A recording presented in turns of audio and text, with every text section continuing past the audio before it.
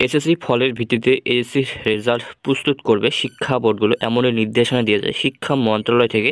তবে এই শিক্ষা মন্ত্রণালয়ের নির্দেশনাটা অনেকেই প্রত্যাখ্যান করতেছে, কারণ অনেকে চাচ্ছে না যাতে এই নিয়মে রেজাল্ট প্রস্তুত করা হয়। তারা অনেকে চাচ্ছে যাতে সবগুলো সাবজেক্ট মিলেই যাতে এসএসসি রেজাল্ট প্রস্তুত করা হয়। যে পরীক্ষাগুলো তোমাদের ইতিমধ্যে হয়ে গেছে সেই পরীক্ষাগুলোও তোমাদের চায় সাবজেক্ট ম্যাপিং কিছু শিক্ষার্থী।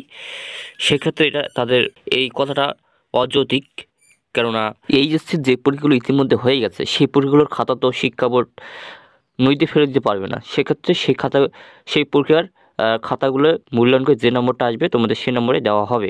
আবার অনেকেই দ্বিমত পোষণ করতেছিল যে যাতে জেএসসির মাধ্যমে রেজাল্ট প্রস্তুত না করে এসএসসির মাধ্যমে রেজাল্ট প্রস্তুত করা হয়। সেই ক্ষেত্রে শিক্ষামন্ত্রী কিন্তু নির্দেশনা দিয়েছে যে তোমাদের এসএসসি রেজাল্টের উপর ভিত্তি করে তোমাদের এইচএসসি যে পরীক্ষাগুলো বাতিল করে সেই পরীক্ষাগুলো রেজাল্ট প্রস্তুত করবে। তোমরা মন করে একটা দাবি জানাচ্ছ শিক্ষা মন্ত্রীর কাছে যাতে তোমাদের সবগুলো বিষয়ের সাবজেক্ট ম্যাপিং করা হয়। এটা কোনোভাবে সম্ভব না, কারণ কালবেলাতে দেখলাম যে কিছু শিক্ষার্থী বলতেছে বৈষম্যহীন রেজাল্ট নিয়ে।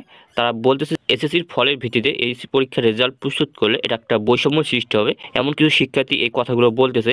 কালবেলা নিউজে দেখলাম, এবং তোমরা নিউজটা দেখে আসতে পারো।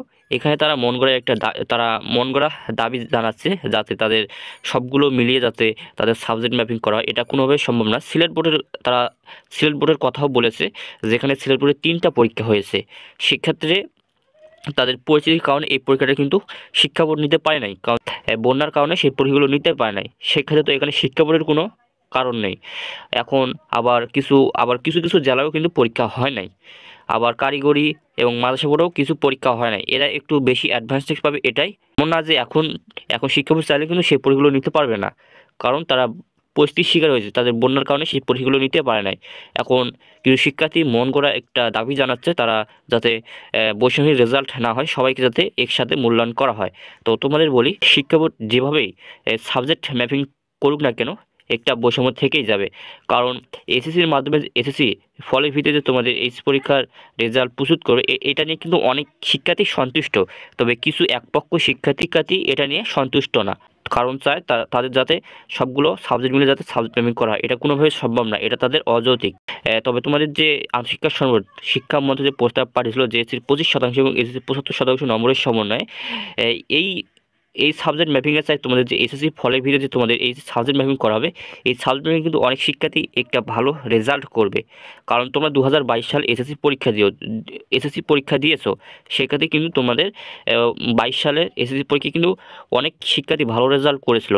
সেক্ষেত্রে তোমাদের এসএসসির ফলের ভিত্তিতে এসএসসি সাবজেক্ট ম্যাপিং করা হলে সেক্ষেত্রে কিন্তু এবার রেকর্ড পরিমাণ শিক্ষার্থী পাস করবে এবং রেকর্ড পরিমাণ শিক্ষার্থী কিন্তু A+ পাবে। সেক্ষেত্রে এখানেই কিছু শিক্ষার্থী দ্বিমত পোষণ করতেছে। এখানে শিক্ষা বোর্ড যেভাবে সাবজেক্ট ম্যাপিং করুক না কেন বৈষম্য থাকবেই, কোনোভাবে বৈষম্য এটা দূর করতে পারবে না। কারণ যদি শিক্ষা বোর্ড পুরোপুরি যদি বৈষম্যহীন রেজাল্ট দূর করতে চায়, সেক্ষেত্রে সবাইকেই 100তে 100 নম্বর দিতে হবে, সবাইকেই দিতে হবে, তাইলে বৈষম্য হবে না। যেহেতু সিলেট বোর্ড, মাদ্রাসা বোর্ড, কারিগরি শিক্ষা বোর্ড এদের কিছু পরীক্ষা হয় না, এদের পরিস্থিতির কারণে পরীক্ষাটা নিতে পারে নাই। সেক্ষেত্রে এটা তো শিক্ষা বোর্ডের কিছু করার নেই। শিক্ষা বোর্ড তাদের বাধ্য হয়ে এই সুযোগ সুবিধা তাদের বেশি দিতে হচ্ছে। তো তোমাদের বলি তোমাদের এসএসসির ফলের ভিত্তিতে এসএসসি পরীক্ষার রেজাল্ট প্রস্তুত করবে, এটা কিন্তু অনেক রেজাল্ট ভালো হবে, রেকর্ড পরিমাণ শিক্ষার্থী কিন্তু পাস করবে। তবে তোমাদের যে জেএসসির 25% এবং এসএসসির 75% নম্বরের সমানে বোর্ডগুলো রেজাল্ট তৈরি করতে চেয়েছিল, এই নিয়মটা কিন্তু 2020, 21, 22 সালেও কিন্তু ফলো করা হয়েছিল। সেক্ষেত্রে এবছর তোমাদের নতুন নির্দেশনা দিয়ে শিক্ষামন্ত্রী তোমাদের এসএসসি ফলের ভিত্তিতে এসএসসি পরীক্ষার রেজাল্ট প্রস্তুত করবে। এক্ষেত্রে তোমাদের রেজাল্ট অনেকটাই ভালো আসবে, অনেক শিক্ষার্থী প্রায় পাস করবে। এবছর রেকর্ড পরিমাণ শিক্ষার্থী কিন্তু পাস করবে, A+ পাবে। তবে তোমার শিক্ষা বোর্ড যেভাবেই রেজাল্ট প্রস্তুত করুক না কেন বৈষম্য সৃষ্টি হবে। এখন তোমার মনে হতে পারে যে এসএসসির ফলের ভিত্তিতে এসএসসি পরীক্ষার রেজাল্ট প্রস্তুত করবে, এটা তোমার মতে হতে পারে যে বৈষম্যহীন রেজাল্ট। সেক্ষেত্রে আরেক শিক্ষার্থীর কাছে মনে হবে যে এটা বৈষম্যহীন রেজাল্ট না, এটা হচ্ছে বৈষম্য সৃষ্টি হচ্ছে এক শিক্ষার্থীর সাথে আরেক শিক্ষার্থীর সাথে। এটা নিয়ে ঘাবড়ার কিছু কারণ নাই, কারণ যেটা হবে ভালোই হবে।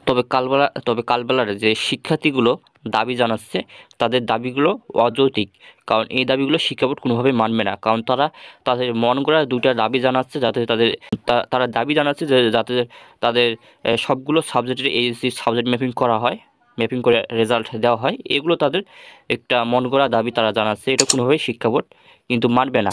আমিও মনে করি তাদের এই দাবিগুলো অযৌক্তিক। যদি ভিডিওটা ভালো লাগে অবশ্যই একটা লাইক সাবস্ক্রাইব করবা, তোমাদের বন্ধুদের মাঝে শেয়ার করবা। তো দেখা হচ্ছে আরেকটি কোনো ভিডিও, তখন ভালো থাকো।